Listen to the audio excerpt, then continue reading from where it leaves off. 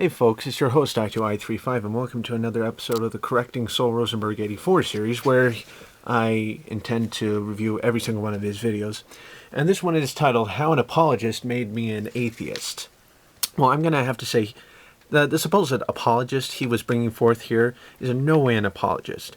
I'd recommend that Kent Hovind explains things in a more truthful way. And again, he says, oh, this was a Catholic. I went to Catholic high school.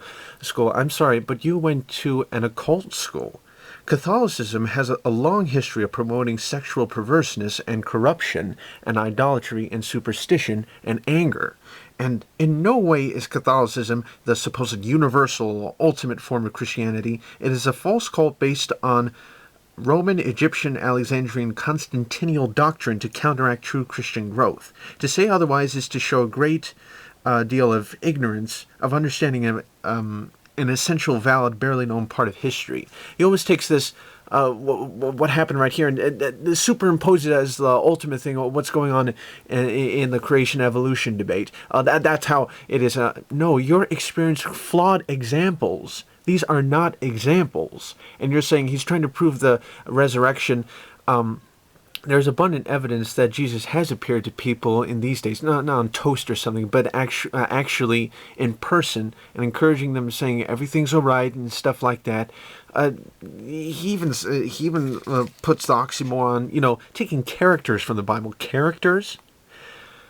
The Bible is not a book of fantasy. It's a book of history and bibliographies and so on.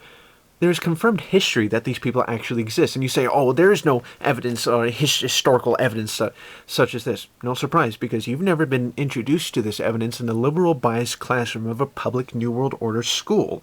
And you say there's no evidence. Well, perhaps for three reasons.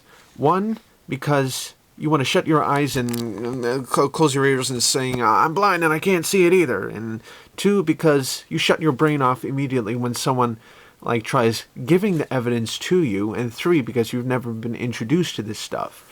And basically, Catholicism is a great whore of Babylon. Okay, the Roman Empire found its way into Catholicism. It is not the same as Christianity. I know I'm beating a dead horse with a stick here, but I have to keep on beating it. This was no apologist, okay? How a pagan made me an atheist, okay? This man was no apologist or whatever, and whatever. You're saying he made up a lot of stuff. Well, that's because he didn't have the grace of God in him, okay? Basically, someone like Ken Hovind explains it in a much more legitimate, proper way, okay?